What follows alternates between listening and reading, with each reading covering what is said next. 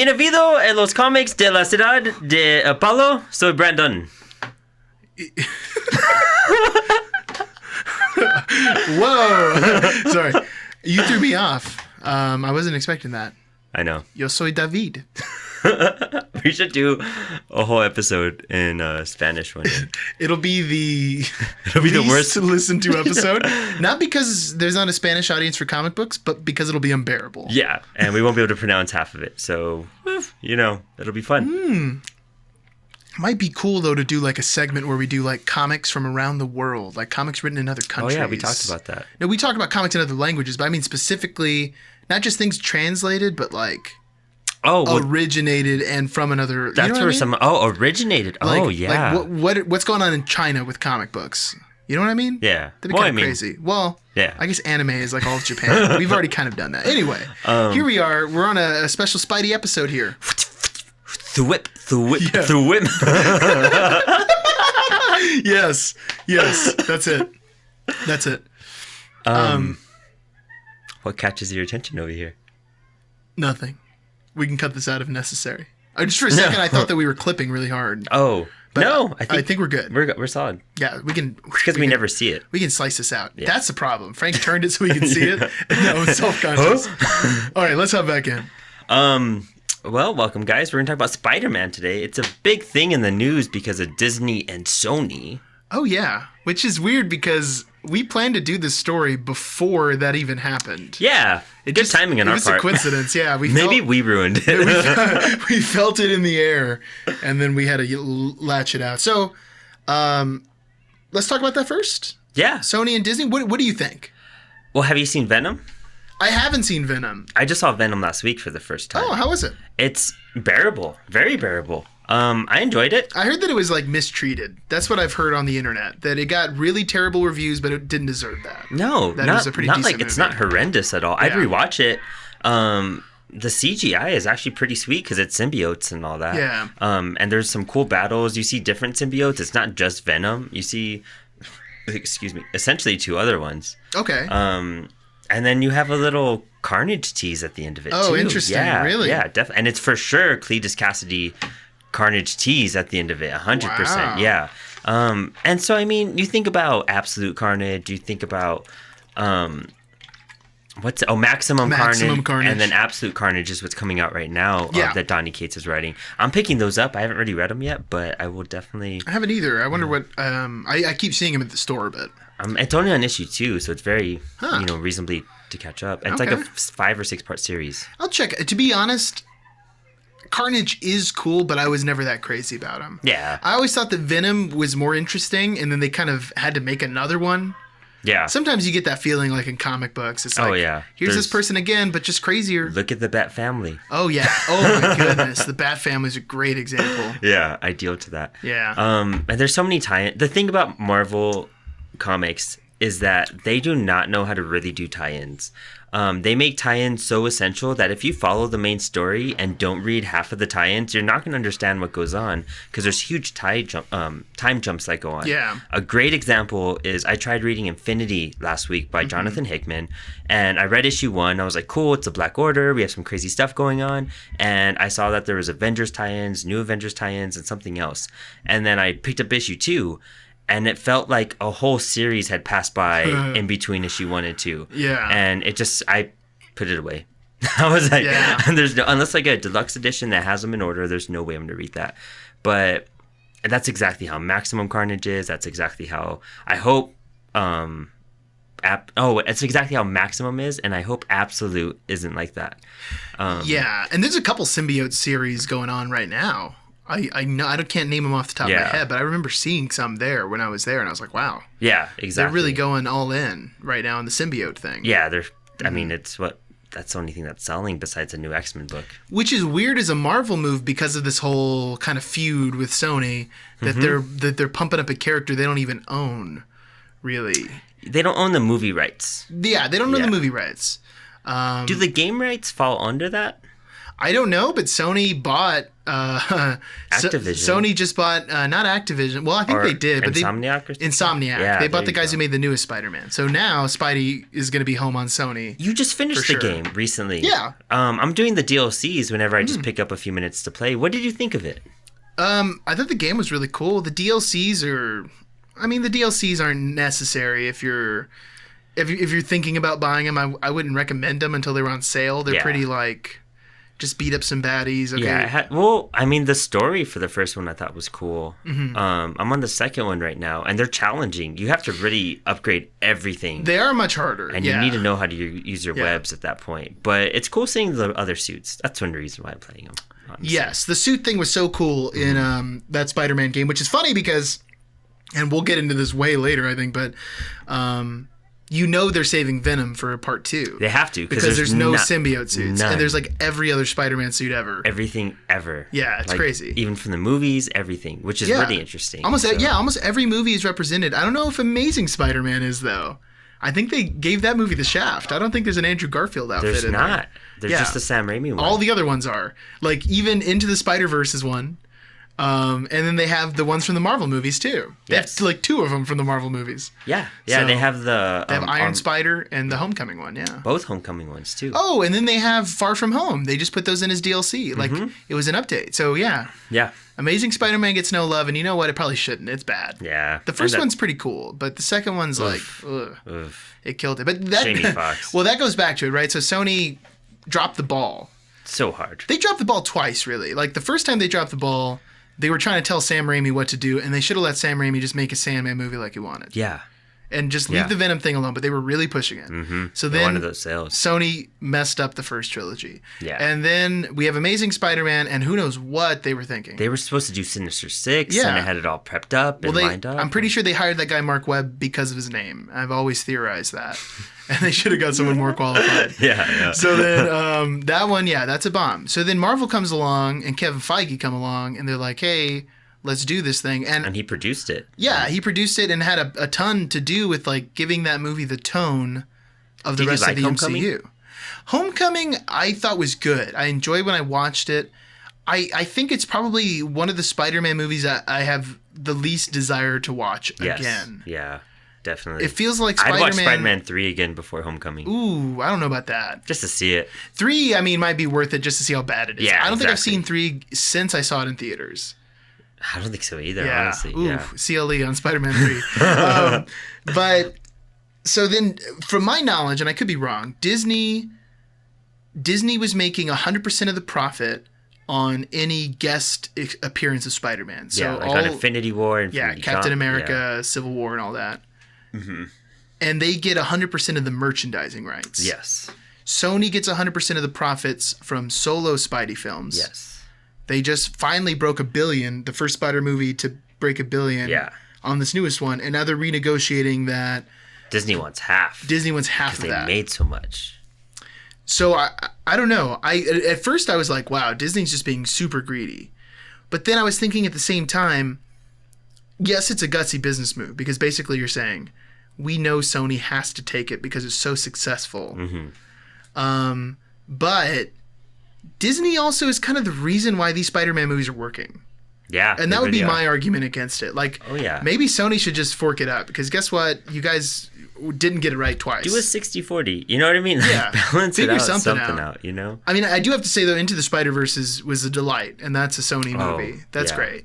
Unless they went that route and went full on... And I hope they don't do a Spider-Verse live action. I really hope that's not where we're going. I want to see original stories. Well... original movie stories, you know, like I hope they combine stuff. Which brings us to the story in general is that I was thinking they might even go this route on maybe a 3rd or 4th movie. Mm-hmm. I could see it in the 4th movie. The next one I don't think can happen because of what happened at the end of Spider-Man Far From Home. But who knows what we're even going to get. Yeah, at this point. And that's a bigger problem too because the movies... Spider-Man was being set up in Far From Home to be a huge part of the Marvel Cinematic Universe. Yes. He has all of Tony Stark's powers. So even if they get rid of Spider-Man, how are they going to like write their way out of this? That Spider-Man just doesn't show up anymore. hey, I mean, he you know what I focuses mean? on college. He separates Yeah. himself from everybody. He, I guess. yeah. They could do a college pool, but then you're also going to have to do it on the opposite end, where Sony's going to make a movie with Tom Holland and not mention anything about Iron Man anymore. When the entirety of Spider-Man's identity set up in these based on movies Iron is Man. on Iron Man. Yeah. And the whole Happy Hogan, Aunt May thing's not going to work. It's just going to get really weird. Yeah, they got some splaining to do. Exactly. So, I don't know. I hope they can just come to it, man. Like, I don't care what the deal is, but Just work it out.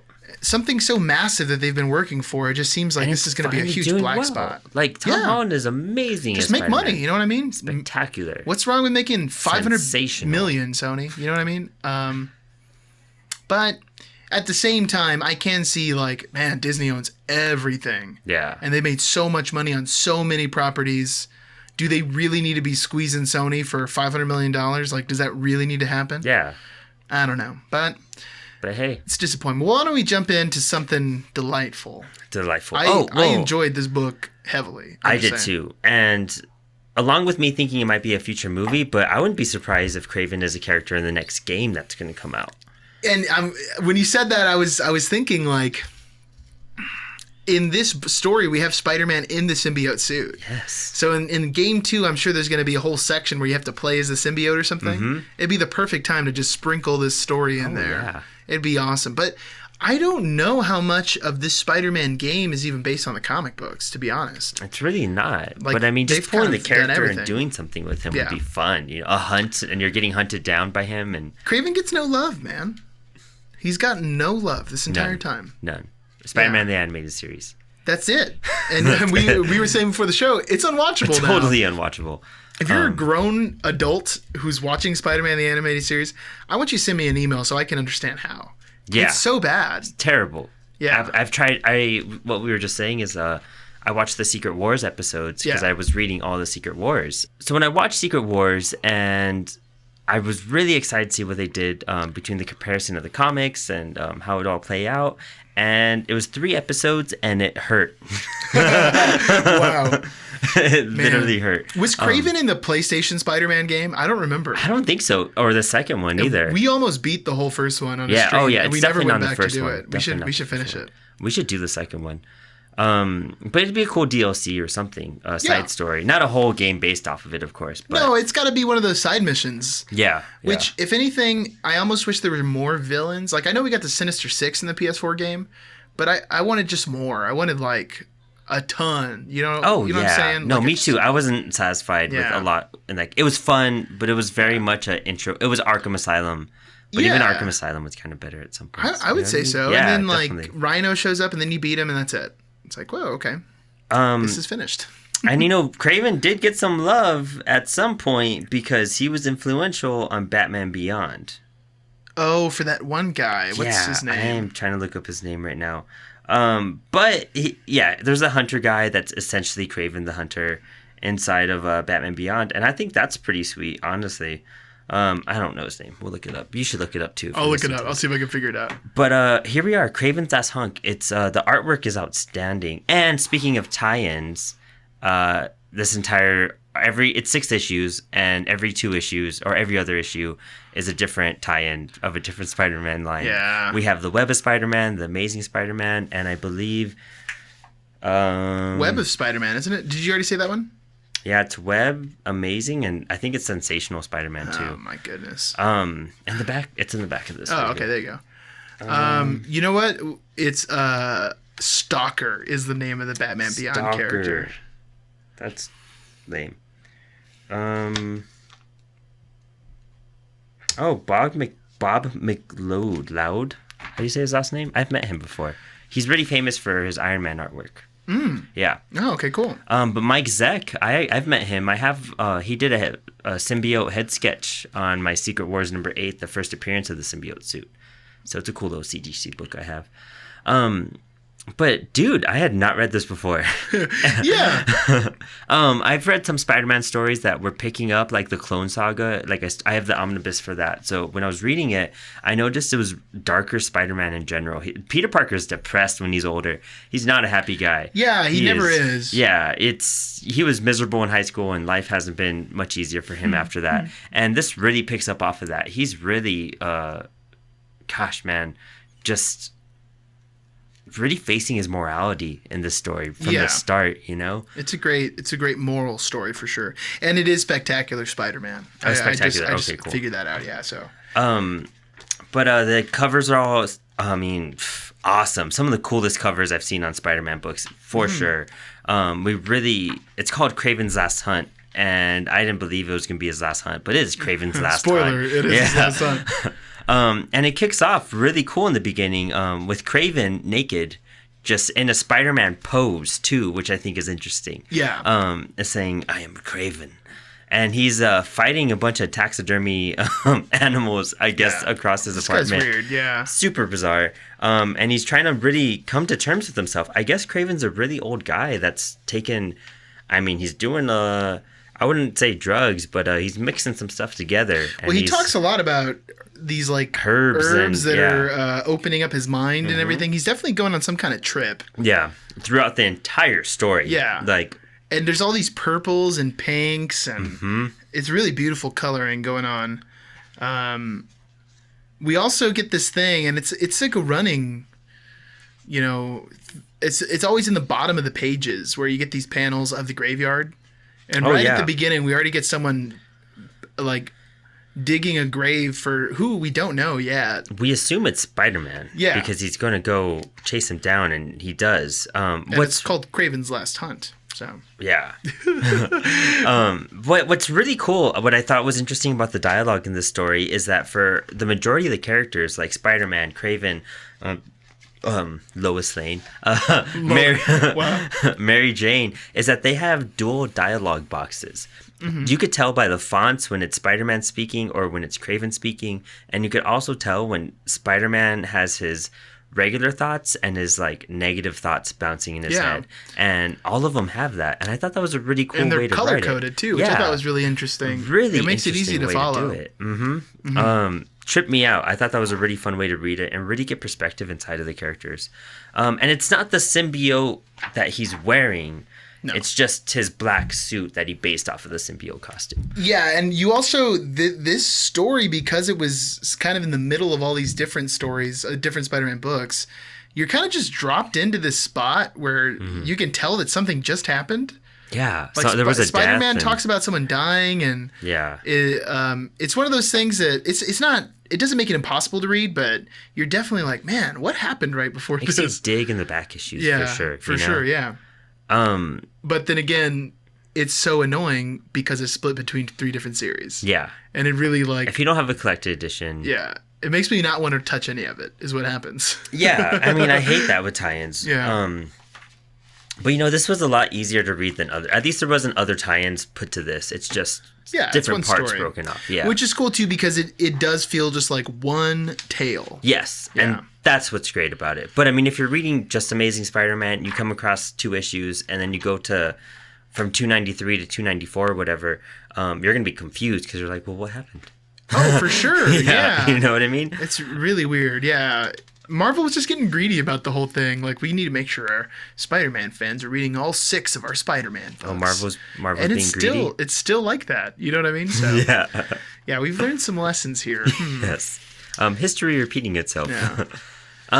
You know, the whole first issue is all about Spider-Man's freaking out because he's just like, man, like, am I going to die next? Is Mary Jane going to die next? Is Aunt May going to die next? Like, who? And then Kraven is all about facing his morality and saying that I'm going to do one last thing before I die. And it's going to finally to beat Spider-Man. Yeah. And he does. He gets all drugged up, and then he goes and starts hunting him down. And then at the end of issue 1, he shoots Spider-Man. Yeah. And he tosses a heavy net on him, and then he shoots him. Yeah.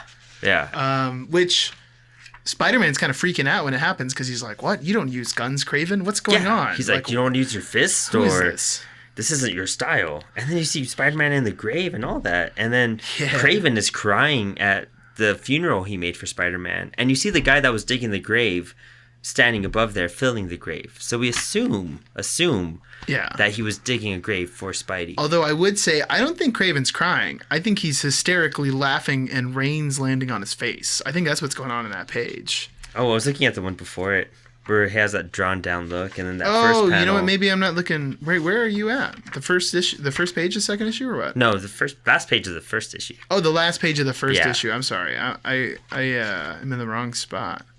Oh yeah, he definitely is crying, huh? Mm-hmm. Well, Kraven is going through some weird stuff in this book. Yes. Like, I guess he's kind of made a dependency on Spider-Man to exist. Mm-hmm. Sort of like a, I don't know, Batman Joker kind of dynamic or something. Oh yeah. And then it's a very similar thing that what happened in Batman Beyond.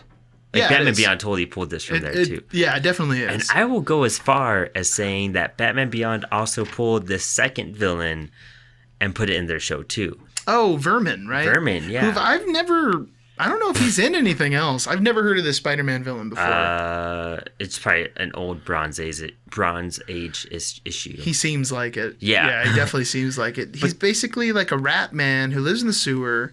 He can telepathically control rats. Yeah. And then he eats people. Yeah.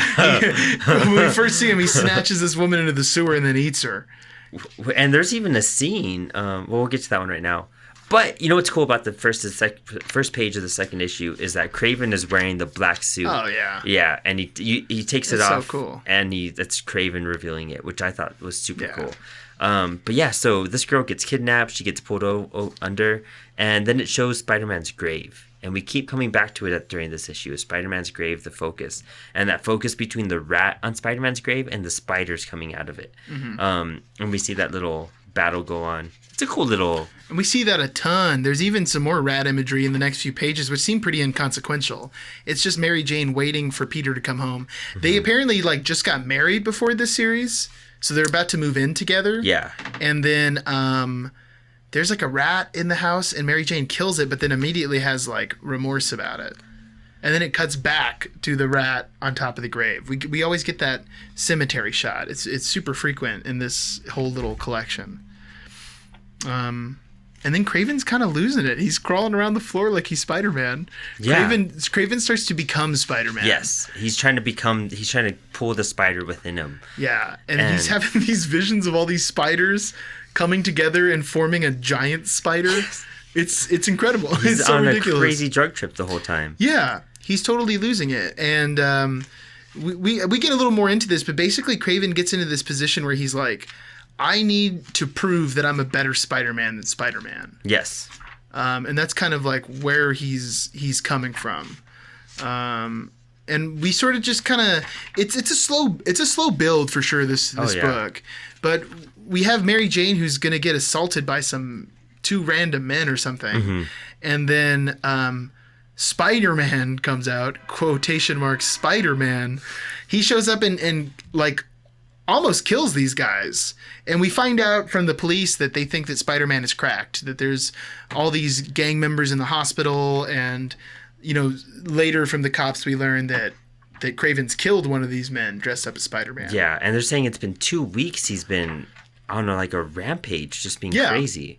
And I love it because going into issue 3, we get some awesome images of Kraven just roughing people up as Spider-Man. Mm-hmm. And then we have Vermin being a little more out in the open. He comes out and has some rats that attack these cops. And he's just a strange character. And he's kind of a weird character to plop in the middle of this story. He almost doesn't even need to be here. But he's there to serve a purpose, as a function later. Yes. We're not so much interested in Vermin as, what Kraven does with Vermin. Then we get Robbie Robertson. That's his first name, right? Robbie? Yeah, Robbie, yeah. Mary Jane goes and asks about, what's going on. And he can't believe the news that Spider-Man's gone berserk. Mm-hmm. And meanwhile, we keep getting shots of the graveyard with slowly more spiders. It's that same little tiny frame. And then this part, I don't know what you thought about it, but basically Spider-Man is alive.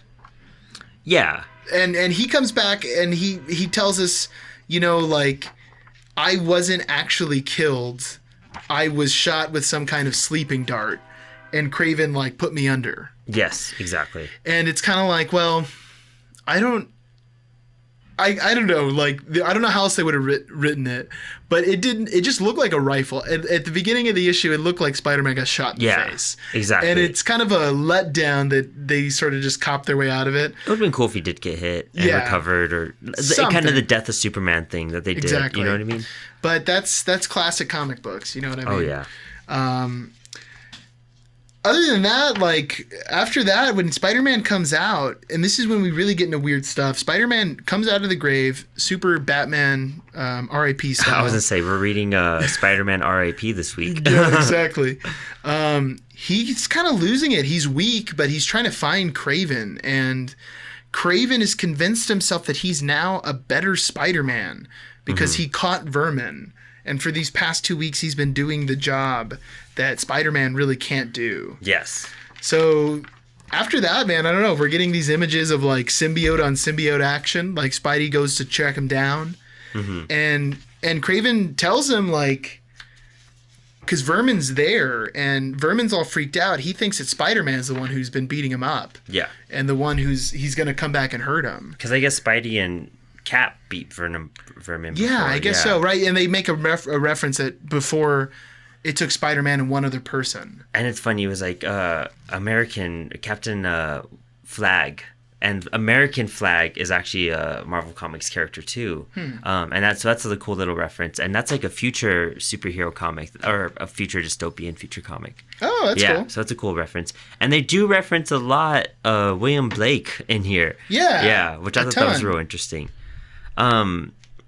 Where are we? We're on what, issue 5 now, right? Yeah. We're actually, and I think once you get to this point, the story really picks up too. Oh yeah, you can't really put it down at this moment. You have to finish the whole thing, yeah. And so, I mean, Kraven basically shows Spider-Man what he's done. Yeah. Like to the city, to his name, to this villain, and then as Spider-Man is facing Vermin, because Vermin's just angry, thinking that Spider-Man did all this, Kraven stops it. And he tells Spider-Man, "You're free to go. I've done my part. Yeah. My job is done." And Vermin leaves, right? Vermin takes off escapes, and he says, "Hey, you need to go catch him. I know you." Yeah, he's like, "You need to do your job." Like, Spider-Man's like, "Wait, what?" And even as a reader, like when Spider-Man's like, "I don't understand, Kraven," and we're like, "We don't understand either." And he's just like, "I've done my job. I've fulfilled my mission. I've become the Spider. I've defeated you. I've done what I needed to do." And Spidey takes off. And then Kraven blows his brains out. Yeah, he kills himself. He's like, "This is my last hunt." They always said Mother was crazy, and then he kills himself. Yeah, just gets his rifle and shoots himself in the face, and he lands in his coffin. Yeah, it's a really cool couple pages. And Kraven's always been about like Spider-Man being the greatest hunt because of his powers and his senses. So it's like Kraven has fulfilled this like check that he's needed to do. He's filled this box that he's had unchecked. And now it's like, I guess I'm just done. Like, I have nothing else I need to do. There's a ton of William Blake references in this book, but the real William Blake reference is the title itself. Fearful Symmetry, which is a William Blake poem, The Tiger. And in the poem, I have it here, in the forest of the night, what immortal hand or eye could frame the fearful symmetry. And what they get at in the poem, like abstractly, is that God has created every being in the universe and has created good, but the fearful symmetry is that God has also created evil. Yeah. So we get to this part in the story, and basically, like, Kraven and Spider-Man are symmetrical. Like, they need each other to be there. And now that Kraven has kind of become Spider-Man, he can no longer exist. Yes. It's this weird kind of like, which is funny because comic book writers are just such nerds. Yeah. They read some old poem and they're like, "I'm going to write a Spider-Man story about this poem." Hey, but I'll read it. It was awesome. On issue 6, the last issue, it basically just ties everything up that was going on. It's probably not even essential to the story at that point. I was going to say 6, like, you could leave it off at 5. Yeah. It would be an awesome end to a story. And you just pick up later. But 6 basically ties up Spider-Man's confrontation with Vermin, and he almost goes too far, but he holds himself back. And then it shows the fate of Kraven, where it turns out that grave they were digging the whole time was for Kraven. Yeah. And they show him burying him in that grave, and that shows his men walking away, and that's how it ends. And we see in that moment when Spider-Man is fighting Vermin, he could go over the edge. And again, it's the fearful symmetry thing. Like, he could destroy Spider-Man. Yes. Because of what Kraven has done and how he's been all freaked out. But he chooses not to. This is such a Batman story. 100%. Like, this could just be, like, you could change all the pictures and it would be a Batman story. Yeah. Like, change out Mary Jane for Alfred and you got a Batman story. Yeah, honestly. Yeah, which I'm down for. I thought it was a really cool, like, dark story. Oh, yeah. And I gotta say, man, I love myself a nice little self-contained story where I can read 6 issues. And that's it. And be like, I got it. Yeah. I'm done. That was fun. That was the whole arc. I don't need anything before, after, middle, anything. That's all I don't need want. the epilogue, the 5-part epilogue of fearful symmetry. Yeah, exactly. I'm good. Yeah. The aftermath, you know? But overall, I'm super happy we read it. I am too. And I gotta say, even further than the actual story itself, like the art style, is what brought me Mike in. Zeck is awesome. Yeah, and the amazing colors, man. I mean, the theme of this book, it made me want to watch Spider-Man the animated series, but then immediately realize, oh, it's garbage. I can't watch it. Exactly, yeah. It left me really wanting more, but then like, oh, I can't have any more. And apparently Kraven's back on a current series, and it's just another arc. I want to check it out. Yeah, why not? Maybe we'll go over it if it's good. And see what happens to him, because I guess he hasn't been used other than Ultimate Spider-Man. And Ultimate Spider-Man, of course, it's a different universe. And Kraven was more like a really famous Steve Irwin that was a hunter. Really? Okay. Yeah, and then he wants to hunt down the greatest hunt, which is Spider-Man. So he goes and he keeps on trying to, defeat Spider-Man and hunt him down. And that's the Ultimate Kraven, which isn't as cool, I guess. I don't think so, yeah. I mean, I'm glad I read that, but reading this, really, just icing on the good story. You don't even need to know anything. You don't need to know what happened. You don't know anything about Spider-Man. Just that he's with Mary Jane and he's Spider-Man. That's it. That's probably all you got to know going in. This, do you think that this is like among the best Spider-Man stories? Like, what is regarded as the best? I mean, I don't know if it's even in there, to be honest. I'm trying to find the top Spidey stories. Yeah, I'm trying to look up a list or something, because I've heard, like this list from Odyssey.com, OdysseyOnline.com, has Kraven's Last Hunt as number 4. I wouldn't doubt it. Yeah, you know, we have a couple. Spider-Man No More. I want to read. Is 3, which I would love. I've actually read like an issue of that. I've never read the whole thing. Okay. But I love, because the whole thing, like, they actually put that in the movie. That was a cool thing about Sam Raimi, who got Spider-Man, which is weird because, like, you would never guess that the guy who made Evil Dead would make a good Spider-Man movie. Yeah. But just that scene in Spider-Man 2 of, like, Tobey Maguire giving it up, and he says the line, you know what I mean? Like, Spider-Man no more. Like, when I watched it as a kid, I was like, this doesn't make any sense. Right, yeah. But now, like, knowing the comic and everything, it does click in. I've seen The Gift, which is the middle of the Clone Saga. The Death of Captain Stacy, I heard that's a powerful one. The Conversation, I've never heard of that one before. I'm looking at a Newsarama list. The Gauntlet, I've heard a lot about The Gauntlet. I don't know about any of these. Spider-Man No More is on here. Spider-Man is on a list I'm looking at now. Oh, it's a Brian Michael Bendis one. That's the original Hobgoblin Saga. A Death in the Family? Isn't that also a Batman story arc? Yeah. That's weird. It's also a Spider-Man story. Spider-Man Blue, which is a Jeff Loeb, Tim Sale one. And that one's cool because it's like they do Spider-Man Blue, Hulk Gray, Captain America White, Daredevil Yellow. And those are all really good stories as well. Interesting. The night Gwen Stacy died. Kraven's Last Hunt is number 2 on this list. Whoa, okay. And the Master Planner Saga, which is interesting. That's cool. That's really cool. I'm looking up one last list. It's not on here yet. I'm on CBR.com, which I know you're a big fan of. Oh, yeah. And on CBR, Kraven's Last Hunt's number 2. Number 1's the night Gwen Stacy died. Oh, wow. Is Spider-Man Reign on any of those lists? I didn't see Spider-Man Reign on any of them, actually. I've heard that's, speaking of the Venom tie-ins and how they might combine it with the Venomverse and all that, that's like a Dark Knight Returns Spider-Man story. Interesting. Future Spider-Man, and he's depressed, and Mary Jane is dead from radioactivity because they had sex and because they try to have a baby. You know what? I've heard this before. Yeah. And he comes back because Venom is back. And he has to fight Venom as an old man Spider-Man. And it goes from crippled, like, Peter Parker to, like, once he puts on the suit, he's this crazy, movable, like, a new person. Huh. Yeah. Interesting. They kind of do that same sort of thing in Life Story, which is about to come to an end. Oh, wow.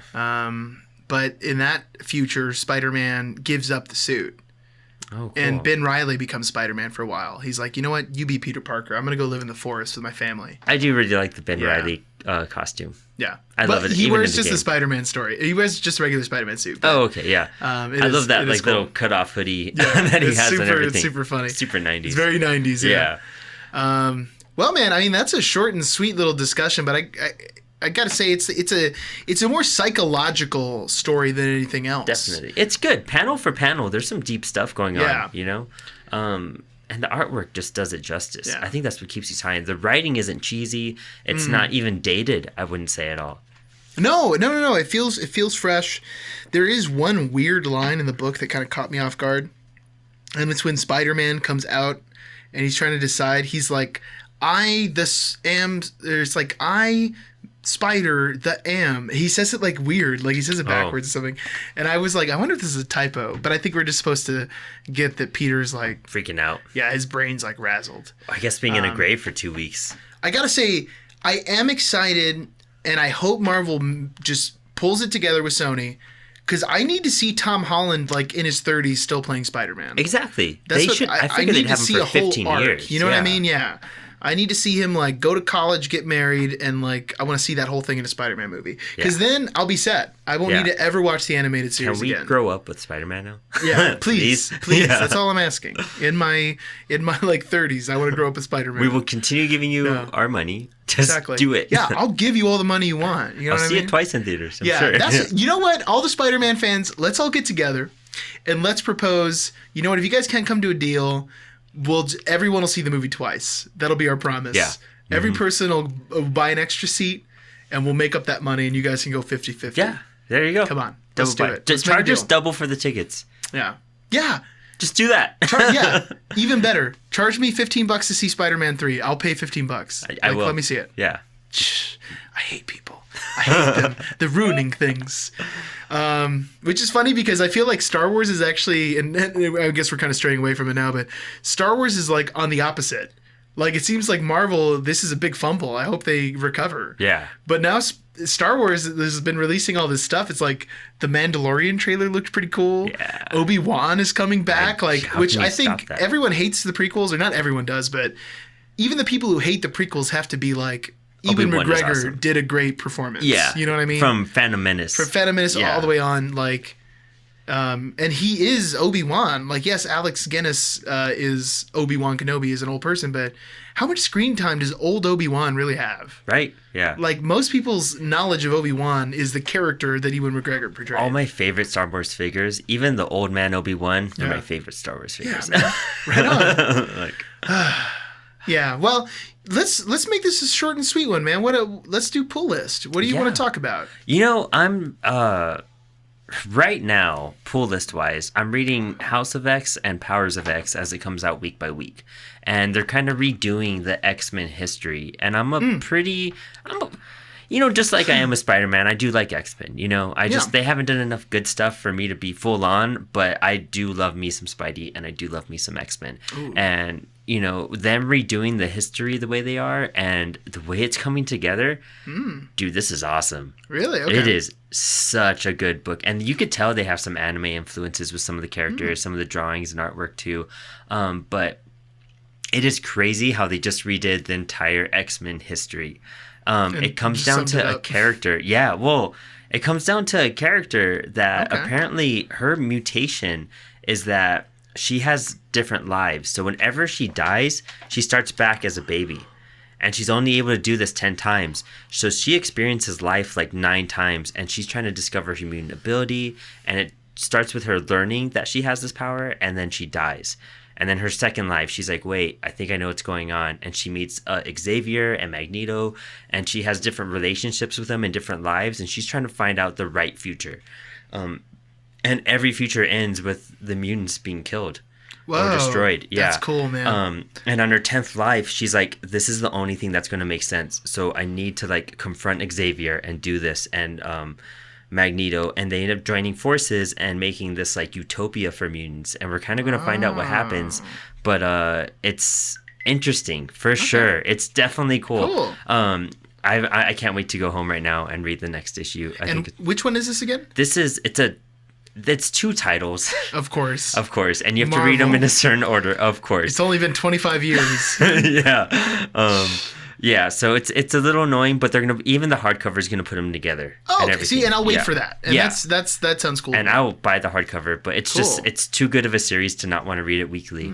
But it's on issue 4. It's House of X and Powers of X, or Powers of 10. But it still has the X, the Roman numeral. Okay. But that's how you're supposed to say it. I'll keep an eye out for that, man. It's like when people say iPhone 10 or iPhone X, it's the 10. But it is the X, isn't it? Because there's no 9. Like, doesn't Apple call it the X? You work at Apple, too. This is hilarious. They call it the 10, iPhone 10. On, like, the commercials, they say iPhone 10 or they say iPhone X? It's iPhone 10. I don't think so, man. Yeah. I can't argue with the guy who works at Apple, but... They would get out. They correct people. It's so where's 9?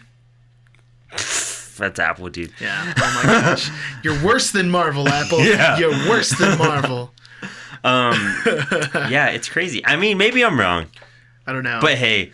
I'll definitely make a whole video dedicated to you being wrong if you are, so don't worry. That would be great. Everyone will know.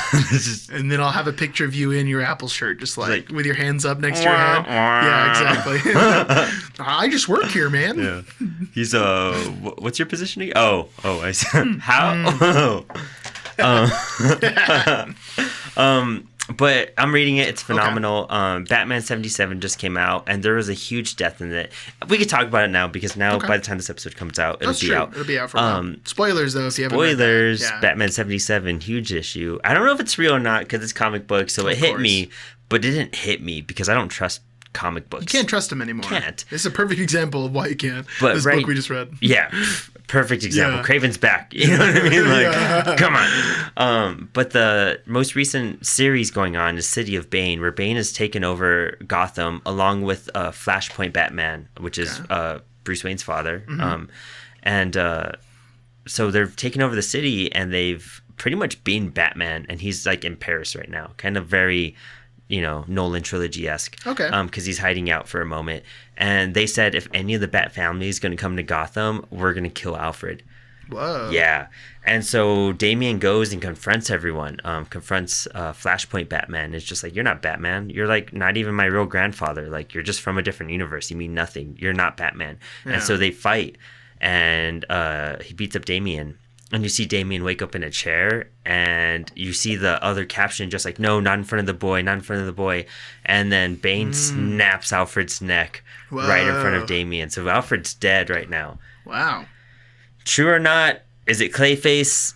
Is it Clayface? Oh, my gosh. We don't know. We'll find out. And I just thought it was crazy. It was real interesting. Yeah. That's cool. I'm also reading one of the longest books ever written. And it's down. It's the Bible. No, I'm just joking. But it is called Jerusalem. Oh, I was going to say, you're back on Dune. Oh, right, yeah. I need to jump on that. That's going to be 2020, I swear. Man. But I am reading Alan Moore's Jerusalem. Oh, okay. One of the longest books ever written. And if you look it up, I did some research on it. It's definitely on that list. It is dense. It's so dense. I'm reading it, and then I listen to the audiobook afterwards to make sure I absorb everything. Wow. Wait, so it's a book, not a comic? Yeah. Okay. It is. It's heavy duty. I didn't know Alan Moore wrote books, but that makes sense. It's the second book that he has out. Okay. Yeah, and it is huge. And I have 2 copies of the book. Okay. One copy, the entire book, it's over 1,000 pages and all that, over 600,000 words and all that. And I have one copy that's the full novel altogether. And that copy is actually signed by Alan Moore. Oh, yeah, which is super cool. And I have another copy, my reading copy. Okay. Yeah, and it has them broken up in 3 books. So on book 1, The Burrows, and it's basically so far it's about a family that they're kind of circling around, and it's getting every chapter is a different viewpoint from a different character, but time is weaving in and out. And so a character from the 1840s is talking, and then some person walks up and is like, "Oh, where's the directions to here?" And they're like, "Oh, blah blah blah." And then the next chapter is somebody from 1995, and that person is that person who was asking directions. So time is weaving in and out. That's weird. Throughout the city. That's got to be complicated to read. Yeah, it is. It's crazy. It's a trip. Okay. But it's a lot of fun, and it's really pushing my brain, and it's been, a lot of detail. Alan Moore puts a lot of detail into a lot of everything. So it's definitely been an experience. And it's funny, one of the reviews at the back of this book, it says, "You'll never wake up in the same place after reading this book." And no, you won't, because so much time passes when you try to read one chapter. Yeah. It's going to be a different day by the time you finish it. It's you literally do not wake up in the same place. That's hilarious. But it's great. Okay. And that's taken up most of my reading besides this. So yeah.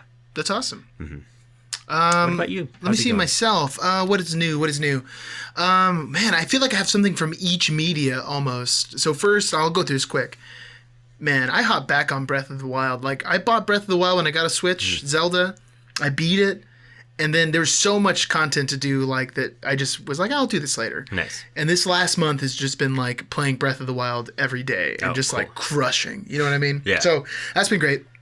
I'm also on this weird, like, 2005 kick right now. And I don't know how all the stars aligned to make it happen. But I started watching Evangelion. Nice. And I'm calling it 2005 because it was on, like, Adult Swim in 2005. Okay, cool. This is, like, me waking up early morning for high school, 6 taking a.m. the VHS tape that I had set my VCR to record Adult Swim while I was asleep, and then putting it on while getting ready for school. That was, like, my adolescence. So I'd been on that Evangelion kick, which I talked about last time. And then I was talking about reading My Sanikoku, right? Yeah. And I was saying, like, no one's ever heard of this, blah, blah, blah, blah, blah. Well, 2 days later, and I'm pretty sure I haven't told the story. I don't think we've had another podcast since then. 2 days later, I went to Savers, one of my favorite spots of all time. And I'm looking through the books, and they have a spot in that Savers I go to where they put comics. And there's always like 3, you know what I mean? Yeah. And they're always garbage. Yeah. So I went just to check, and I find this giant stack, this huge, like a half box of comics. And they have the first, like, 45 issues of Ranma. Oh, wow. So the more, like, known story by the same artist, Rumiko Takahashi, and I have him right over there in that corner, they just had the first, like, 45 of them, and I had none of them. And they had a bunch of issues of My Sanikoku, and I was like, who else was reading this book? Yeah. You know what I mean? So I go and I look through them, because at first I was like, oh, this is just random, you know what I mean? But no, it's every single issue up to, like, part 6 of the manga. It's a good run. They were $1 a piece. And then at Savers, you buy 4 books, you get one free. So it was 4 for $5 already. Yeah. And then I had a 30% off coupon. So I bought just like 45. I left holding 45 issues of Ranma. That is It was crazy. beautiful. What a day. So then, like, I'm continuing my Takahashi kick. I started watching Inuyasha again. Nice. And then Michelle's been on a kick watching the Boondocks, that show. So we've been watching Yeah. Boondocks again. And then she's also getting me to watch Veronica Mars, which is my main thing. I have to say, dude, I thought Veronica Mars was going to be super lame. Yeah. When it came out, I was like, this is some stupid show for girls. You know what I mean? I don't want to watch this. Yeah. Veronica Mars is crazy, dude. Really? Like, it's about this high school girl who works for her dad's private investigation company. So she ends up investigating things herself. Marty boy. Very Batmanish, you know what I mean? Like, Yeah. she's just a private investigator. And Sounds then there's just a series of murders that happen, and there's all these, like, revelations and stuff. And I'm like, this show is way better. Really? It has no business being this good. It It's sounds so good. like something my grandparents would watch. You would think, man, but and the humor's hilarious because all the jokes are about, like, being in high school in the late 2000s. Huh. So it's like everything that you remember are the jokes. It's really weird. They're bringing it back too, aren't they? Well, that's why we're watching it, because there's now a 4th season that just came out. Where are you watching it on? What streaming service? The whole thing's on Hulu. Oh, cool. And then there was a Kickstarter movie like 4 years ago, which Yeah. I actually watched when it came out with Michelle, but I never watched the show before. Yeah. Didn't make any sense. Yeah. It's a fan service movie. But it's just weird to me because all of a sudden I'm watching Inuyasha, Boondocks, and Veronica Mars all at the same time. It's like I've stepped into a portal that is 2005. That is awesome. And I'm soaking it up.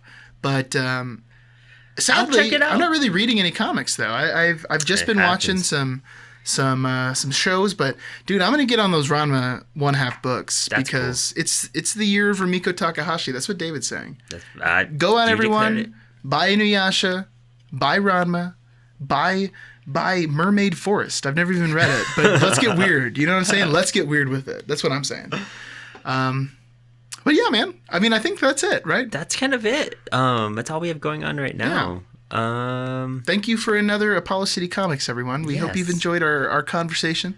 Let us know what you want us to read, because I'll tell you what, we got a big old list. Yeah, and we have the next 3 years of our lives. Yeah. So if you want something, hop in now, or it's gonna get out of control. You're not gonna hear it for years. We'll be wrapping this up. The new Star Wars trailer came out. Did you see it? I haven't watched it yet, which makes me feel really weird. That I'm at a point in my life where I'm not watching it. Interesting. I saw some like weird clips, like Rey's being portrayed as like a villain for a second. It's a total, I believe. Yeah. Honestly, it's a total Luke Skywalker scene when he's on Dagobah and sees the dark side version of himself. It definitely could be. Yeah. But I also, man, after, like, okay, people can hate on Last Jedi as much as they want. I hate that movie so much. But here's what you can't disagree with. It is the least formulaic Star Wars movie ever. Every Star Wars movie has like a layer of predictability to it. I mean, other than obviously the big Vader is his father reveal, which is a crazy plot twist. But every other Star Wars movie, you know exactly what's going to happen. Oh, the rebellion's going to get it or whatever. You don't expect Snoke to get chopped in half by Kylo Ren. You know what I mean? Like, the things that happen in that movie are totally insane. Good or bad. But the thing that leaves it off is who knows what's going to happen in Rise of Skywalker. Because the ball's just way up there. It's like, where are we going to go with this? So I'm curious. I am curious. I'll watch it in theaters. I can't say that I feel super excited, though. No, which is weird. I don't feel the way that I did for almost every other Star Wars movie that's come out, even Attack of the Clones, which was awful. Yeah, I was excited for... Yeah, because I was 14. I was super pumped. Yeah. Because it was Star Wars. And we got to experience the Star Wars trilogy as a kid. Yeah. And now we're adults. And they were garbage. Yeah. But still better than what we're seeing now, debatably. And next episode, we will have a debate. December. We'll get some guests on. December. Let's do a Star Wars debate, because I will fight that all day. The prequels are hot garbage. The new ones are aight. I can see that. They're aight to occasionally terrible. Yeah. But before we get into that, we'll end it off here, and we will do that. That'd be a funny episode. That'd be a good time. I think we could have a lot of opinions on that. Hey, but thanks for listening, everybody. Follow Apollo City Comics on Instagram, on Facebook. Check out David and Frank Twitter. and Beans. You have a Twitter, really? Yeah, I don't have a tweeter. David and Frank and Beans, same places, and keep your eye out for just a horror-filled Halloween. Yes, and a Thanksgiving. Dun, dun, dun. Woo! Thank you, guys.